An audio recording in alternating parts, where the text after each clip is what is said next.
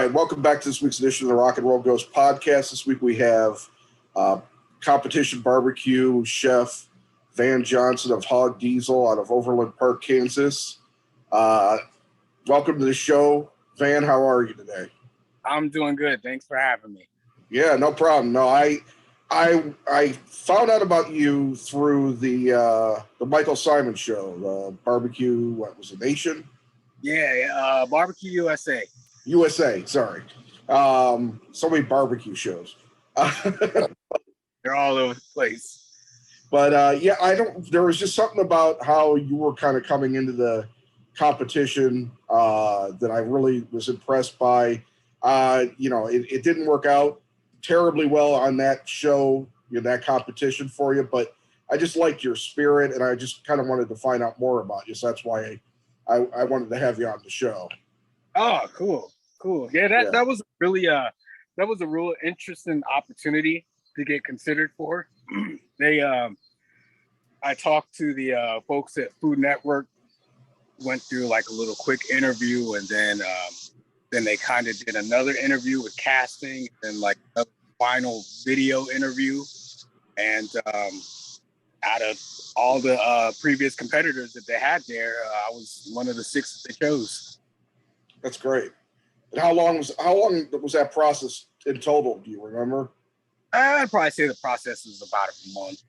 Okay. For them to finally decide who they were.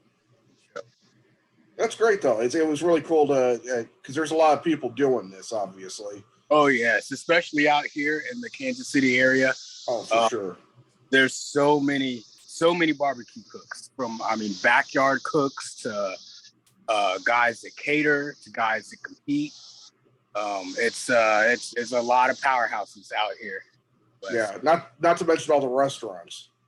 Oh yeah. My stepdad, I keep talking about going to Kansas City and the area for a barbecue tour, and I'm hoping we do that next spring. We started talking about it around the time of COVID, and then COVID hit, and you're like, well, we're not going back. Texas and Kansas City, that's where you want to go. Yeah. I've done Memphis, I've done North Carolina. Not extensively, but I've gone to both. Actually, I had surprisingly good barbecue in Nashville. From someplace I just was wandering the city, and a place like right off the road in a patch of grass, and they were serving up some pretty good barbecue in Nashville. So, and then of course, being from Chicago, I'm partial to Chicago barbecue, which is so different from everything else in the country. What about Chicago barbecue? Yeah. What's that? I said it looks pretty good. It can be. There's definitely some really good places, but it just seems like the South, is really, I know Kansas is technically the Midwest, but still, it's pushing South. You guys really have the better, I think, handle on it, in general. Yeah, Kansas City's kind of they're pretty steeped in like the barbecue, just the tradition of cooking it. I'm a truck driver for my day job, and one of the places that I delivered to was the original like barbecue restaurant here in Kansas City. Mm-hmm. And what was it? It was like through a lot of the rail yards here in Kansas mm-hmm. City, a lot of meat came through to go all over the U.S. And so Arthur Bryant's, like back then when they were cooking, like they would just take beef and of course like pork, and they would just smoke it up and serve it. And as time just kind of like went on, they just got bigger and better. Yeah. And it invented burnt ends off of brisket. So yeah, that's something that's really big here in the KC area too. Is that's what I gotta be honest. It's something we can't really ever see. Some places do them, but you can't seem to get them. Yeah. And it's like they're so far like the barbecue. I don't know, barbecue braille, I guess, that I haven't had yet, and I'm dying to try. Oh yeah, really, they're real good. I love cooking them. As far as when I compete, I never anymore. Yeah, They're either run or because there's really the thing about burn-ins and competing is there's no standard or guideline that the judges learn to judge one by. And I mean, the judging is already subjective enough, but you know, you could have a burn-in that's perfect, and there'll be one judge that'll say it's perfect, and then the other one will say, I tasted too much fat in it, and they'll leave it out. Yeah. Well, I guess if they haven't come to a decision on how to rate it and everything, it's probably best left undone. Yep. So, what was your first experience with barbecue like? And I don't mean cooking; I mean eating it. You know, you were a kid, I'm guessing. As a kid, really my first memories of it was just being like in the backyard. My dad just grilling, and he would grill his ribs. I mean, he would just grill like everything. But that was my first, kind of taste of just outdoor cooking, and I was pretty hooked on it as a kid. And then, I kind of got into other cuisines like Italian, Mexican, and then I hadn't eaten grilled food or barbecue food for a while. And then I got back into it later into adulthood. Yeah. What was the thing that kicked in for you when you were an adult that kind of said, "Oh, this is not something I really love, but this is something I want to start working on"? Funny thing, actually, the thing that really got me into it was my wife being pregnant with my first child. Okay. Because at one point in her pregnancy, she was kind of hooked on ribs. I didn't have a grill. I didn't know how to make them. So we would go to Oklahoma Joe's and buy ribs. She loved them. And it got to a point where I was like, all right, we can't keep coming over here every week to get like ribs. It's a little expensive. Yeah. So one day we were in Walmart, like getting groceries, and we passed by this cheap little $50 like smoker. And I was like, you know what? I'm gonna get a smoker. I'm gonna learn how to barbecue some food. And first thing I decided to cook was a brisket. I had no idea what I was doing. I swear the thing was just a tough piece of leather. And my wife, she was like, yeah, it's kind of all right. It's good. We had to break out some steak sauce. Yeah, but I was just hooked after that. And I kind of got the personality to where if I kind of pick like a hobby or something that I want to get into, like I'm just locked in and I just want to keep progressing more and more just to, just sort of be the best or as best as. Yeah. That's a pretty expensive one to start with, the brisket. Oh yeah, it is. And the one I had, honestly, it was so tiny. It looked like a little tiny shoe. Like, yeah, I would never touch something that small like these days.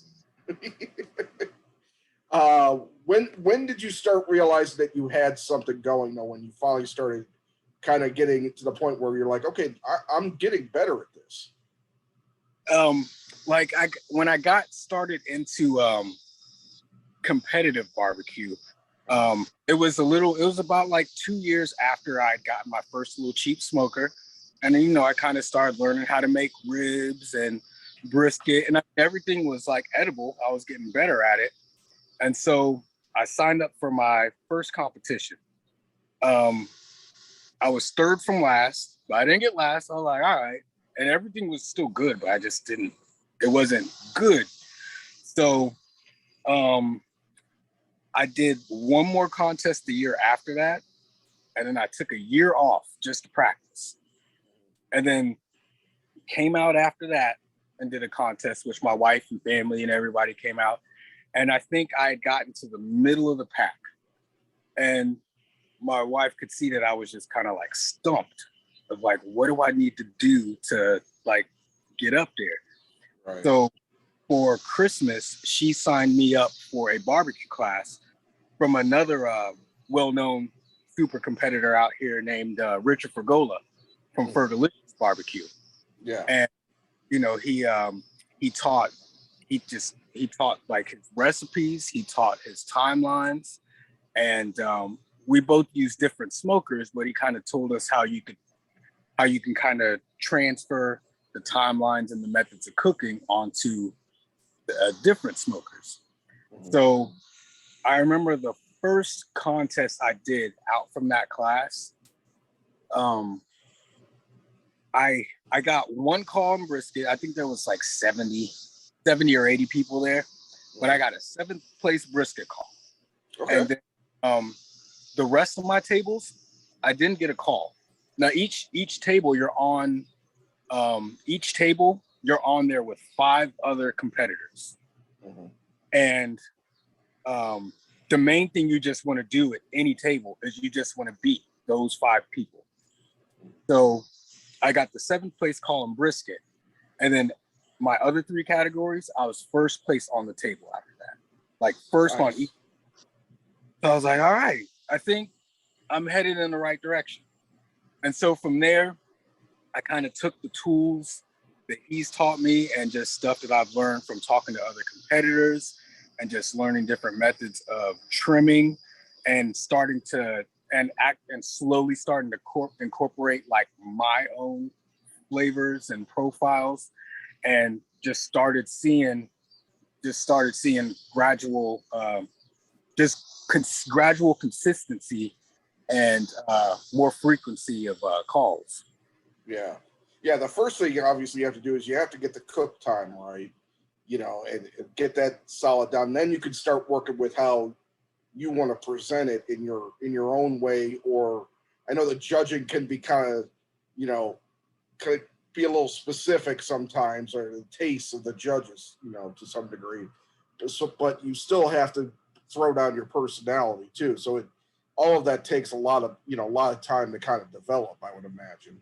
Oh yeah, it takes a little bit to I say it's probably different for everybody, but like as long as you're cooking, cooking, you'll get there. But here lately, it's weird. As much as I love barbecue, I've been loving cooking everything but barbecue. Sometimes, like just a lot of comfort foods, a lot of well, I won't say a lot of Mexican dishes, but one of the main things I've been loving to cook is pork. But it's a dish called cochinitas pibil. Oh, and yeah. it's I'll go ahead and wrap up a pork butt and banana leaves, cover in achiote paste, and cook it all night. And just make tacos, sopes. The other day, I made some shrimp tacos with some barbecue seasoning all over it. Yeah, I saw that on your Facebook feed. Poutine. I'm all over and then for me, it's kind of like a breath of fresh air once I get back to cooking barbecue. Right. It's like a palate cleanser to try other things. Yeah. You don't get bored with it. I see some of those big guys, and I mean they cook. I mean, they are machines. They cook week in, week out, 20, 30, 35 weekends of the year. They're cooking barbecue. Yeah. For me, it's a little overkill for me. So I like to kind of just take a step back, get back into it, take a step back. I feel like that keeps me like fresh in a way. Yeah, I think for some people they kind of want to start getting towards a brand, so to speak. Yeah. They can open up like a school, so to speak. They can put out their own line of spices or whatever, you know, and all that's like Myron Mixon's one that's managed to kind of corner, you know, but he's like in my head at least. I don't know. I'm not as into barbecue to know if he's not, but Myron Mixon was always like the guy to me, like that had all this stuff. All he does is barbecue, it seems. You got So one of the notable faces out here, hell of a guy, sweetheart, powerhouse, is Joe Pierce of Slap Okay. Squad. So he Slabs. he has this restaurant which crushes, and then he also crushes out on the circuit. Yeah. I mean, it's just yeah. Is that something that interests you at all? Is maybe just going towards opening a restaurant, or are you just really happy just doing the occasional competition? You know, I'd honestly thought about maybe not something brick and mortar, but I thought it would be fun at some point to have a food trailer, just way less overhead. And, but from people that I've known that do it and have did it, it's a lot of work. Yeah. And, it'd be something that would interest me, but I think after I established myself and my name and brand, you could say, before I got into it. Just because there's so much barbecue concentrated around here that I feel like unless I have that name and that recognition already, then everybody will just be like, oh, it's just another barbecue guy. Right. Yeah, people don't realize when you're in a field where there's a lot of competition, how much work you need to put in to set yourself apart from other people. Oh yeah. And it's a lot of work. It's and for somebody that's got a family and has another job, I can imagine now is not the right time to try to jump off that cliff. Oh yeah. Nope. I'm just concentrating on my concentrating on the kids. They got sports, cheer, volleyball. Yeah. And then just kind of cooking leisurely, getting ready for the fall, winter. But just kind of close out the year and hang out. Maybe hit it hard next year. I had a lot of stuff financially go on this year. Yeah. We just refinish our floors. We got new vehicles, 2 birthdays this summer. So I mean, typically I kind of chill out a little bit in the summer just because it's hot and I have so much on in the summertime. And I love the weather in the spring, in the early spring and into the fall. Like I just love hoodie weather.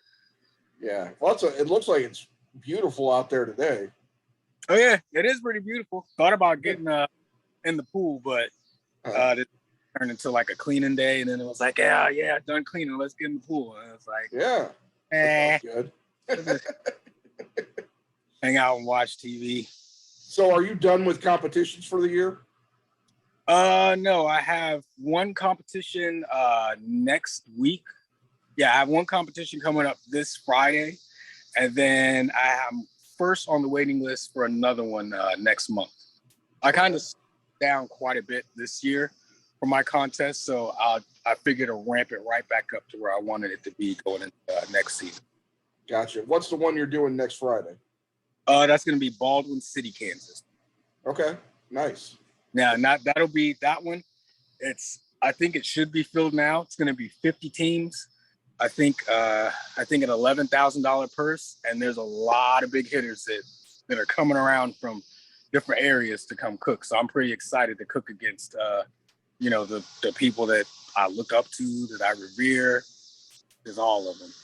Yeah. What are the not challenges, but what are the meats that are in competition?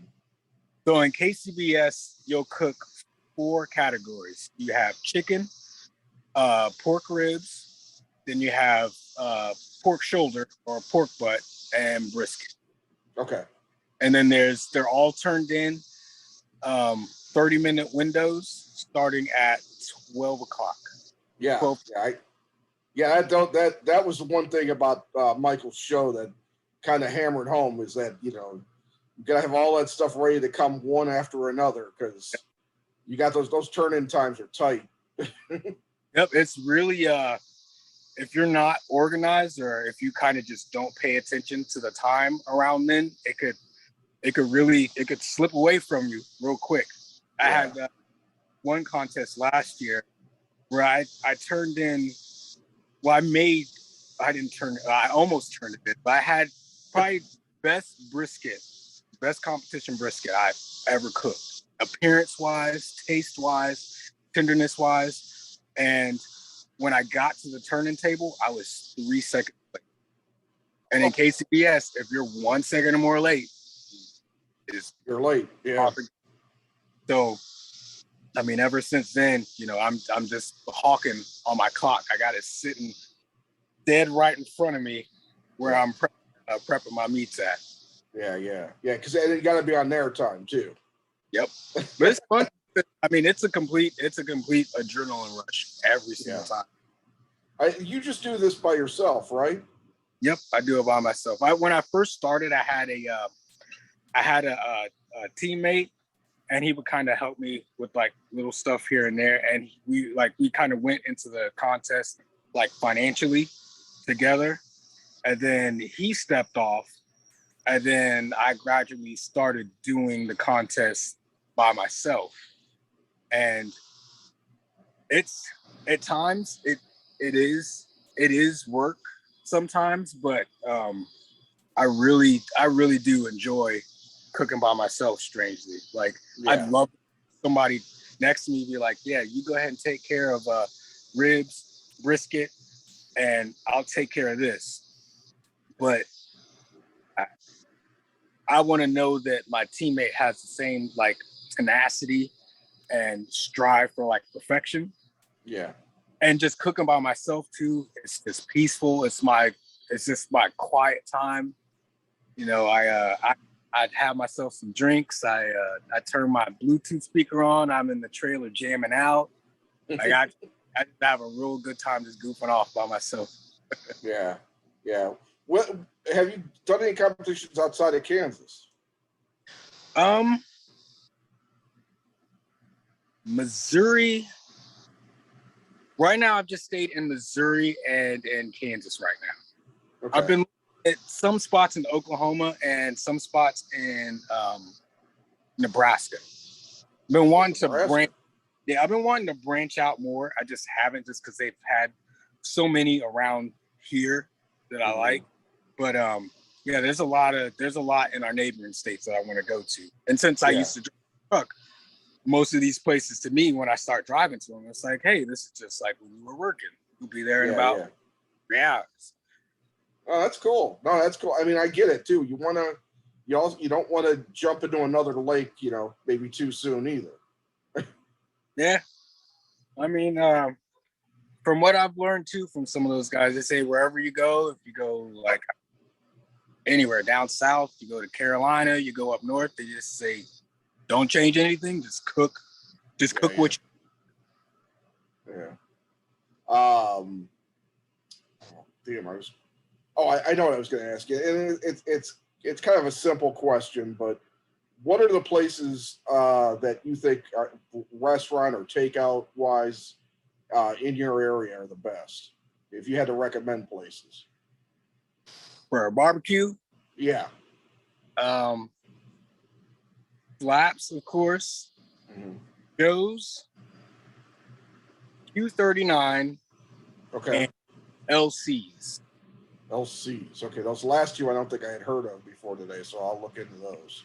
Q39, it's really good. It's a little bit, I like their menu because it's a little bit more, I don't want to say like upscale, but they got a lot of cool menu items.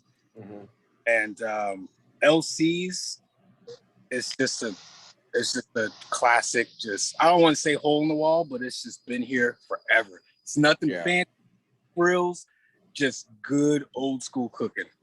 And they got a really good sauce too. That's good.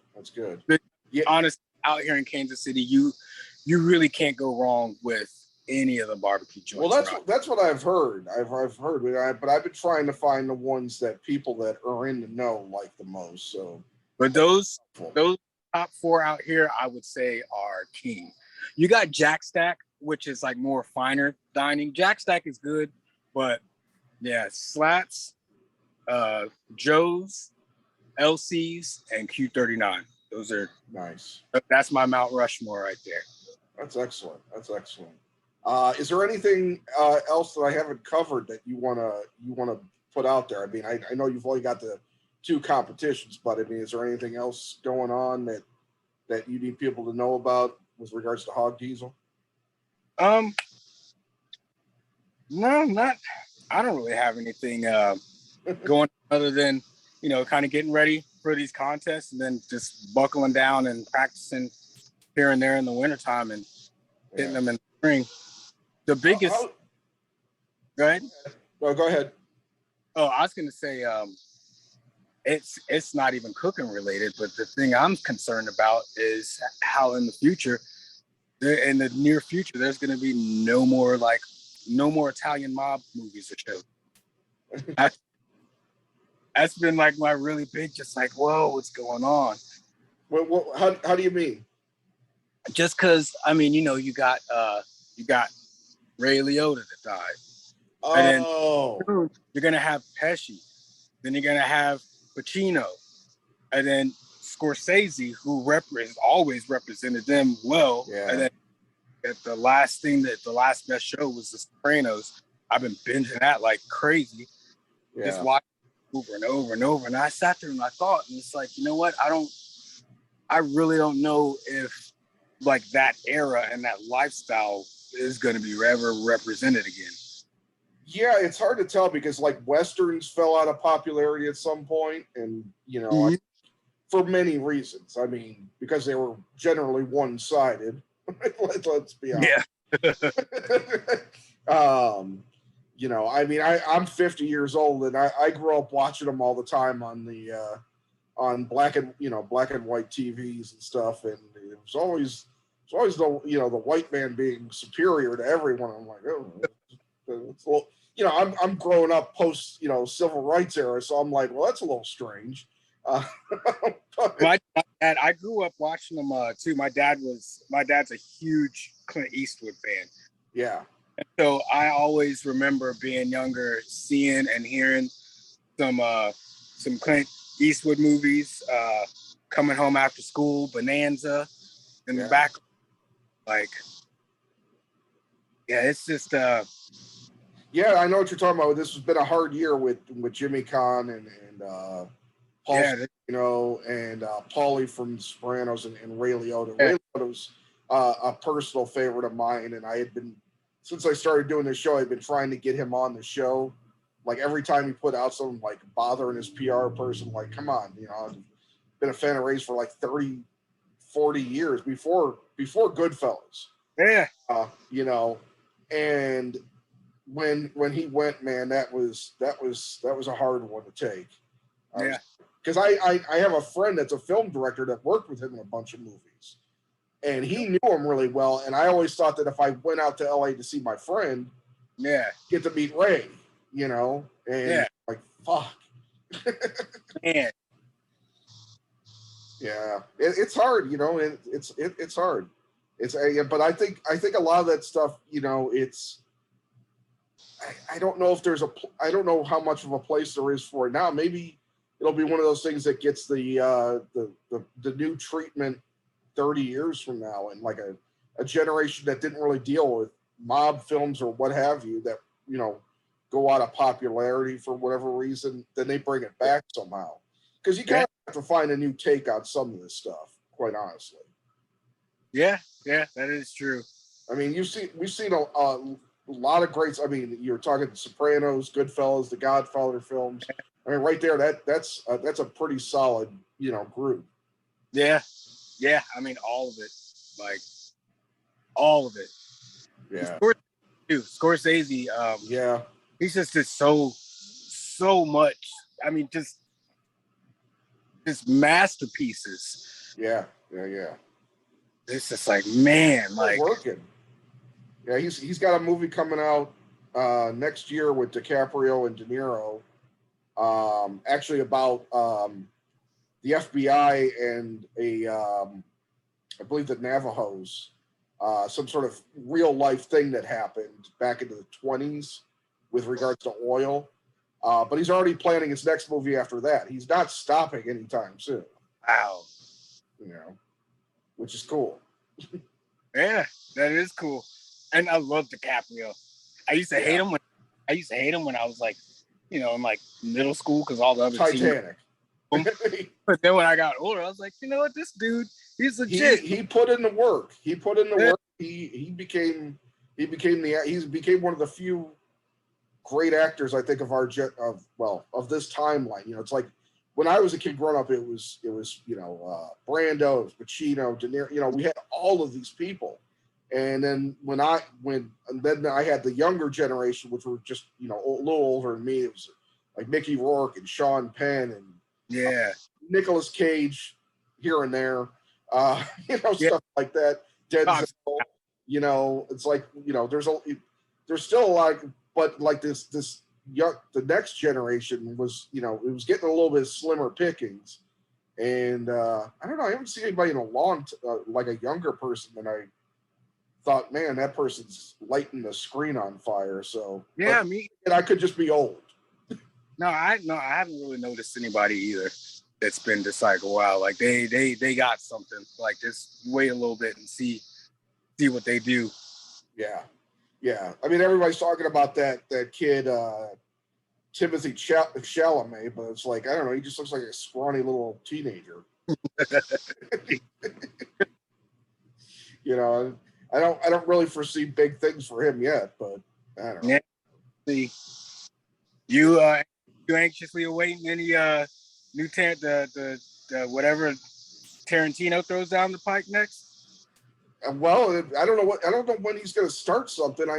He's got a podcast with his old screenwriting buddy from Pulp Fiction, where they review actual video cassettes on a podcast. And I've been listening to that. That's fun. But I don't get the feeling he's working on anything soon. I don't know. I think he's close to. I think he's really going to do one more and hang it up. Yeah, that's kind of what I was kind of hearing too. Rumors of is he was going to do more than. Well, that was it. He wanted to do 10. I mean, technically, it's hard to say because technically, if you look at it, technically he released 10 films, but he's calling Kill Bill 1. So, all right. I feel like he's cheating a little bit, but I'm certainly interested in the next thing he puts out too. There's a lot of good filmmakers. Yeah, there's still a lot of people. There's still a lot of like Scorsese and Coppola's working on something huge, which might end up being his last movie depending on things go. But he's working on something. I think it's called Megalopolis or something. It's about set in the future. And he's like got this insane cast already set up, and it's going to be like visual effects and the whole bit. Yeah, it's so. I'm interested in seeing what he's putting out. But there's all sorts of good directors. There's that one guy, Denis Villeneuve. He did Sicario. Did you ever see? Oh yeah. He's really good. But yeah, that's a good thing. Nolan's pretty good too. What was that? I said Nolan's pretty good too. Oh, Nolan, right? Yeah, he's got one coming out next year about Oppenheimer. Yeah, Nolan's pretty good too. Yeah. That's right. I honestly like during the off season.